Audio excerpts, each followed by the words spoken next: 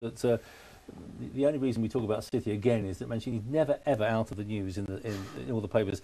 Today's story suggests the players are unhappy with his obsession with fitness. We've even got reports that he makes them sprint up and down the hotel corridors.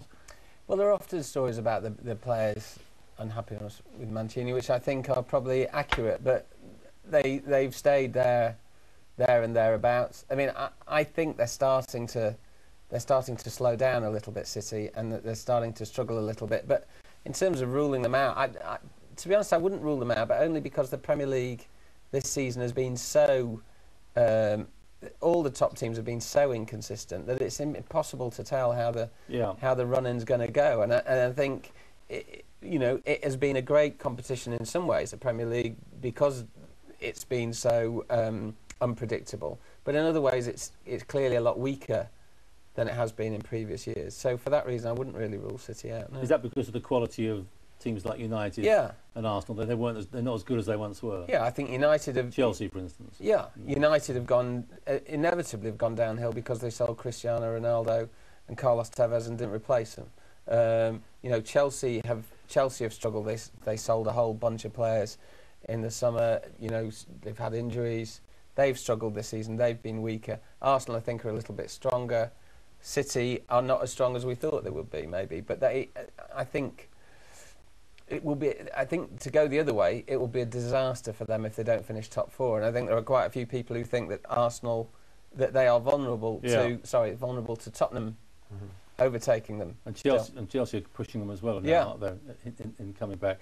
The thing with City, though, this thing with players unhappy when he doesn't seem to worry about it at all. He's got this, using the Wenger expression, this mental strength, which just says, okay, but we carry on. I mean, in fairness to him, he's got them running up and down hotel corridors for fitness. Well, some of them are allergic to the pitch, so maybe the carpet's all right. So he's got to do his work. He doesn't care, Mancini. He just doesn't care if he's liked or not. He's got a very hardline Italian attitude. He's quite sort of aloof and remote. That's his style of management. It has brought him trophies. In Italy, I think there's going to be a huge game next Sunday when they play Chelsea. I agree with Ollie that you can't quite say City or Chelsea are out of it yet, but I think after that game, one of them is going to still be sort of standing. I think for City, the more realistic prize is probably an FA Cup final against Man United, or an FA Cup semi-final. And of course, on Thursday they've got this Europa. And in trouble. In trouble there, aren't they? Yeah, and that's a trophy that they've really been trying to win. They've been playing strong sides, and they played a strong side. I mean, can you put your hand on your heart and say that he'll be the manager next season? Because again, the speculation. I mean, the Mourinho story is around again, linked with City many times. Well, they dispensed with Mark Hughes so abruptly and so brutally that I don't think you can ever feel entirely confident that wouldn't happen to another manager. And although Mancini's been set this sort of top four target and believes that if he achieves it, he'll keep his job for another year, if Mourinho is available, given what the owners have done before, it wouldn't be the biggest surprise if they went for him. No, it's right. Who would you choose for the top four? Which club do you think will miss out? I think Spurs will miss out, which would be the real, shame for them, given how brilliant Europe's been for them this season. They could have a great adventure, get the European Cup semi-final, and yet not be in the competition. I think City have got to go to Spurs as well, haven't they? And so have Arsenal. Yeah. There's some big ones, but I think City will have just enough to be top four, and Chelsea seem to be on the way back. You agree with that, Ollie? That Spurs will miss out?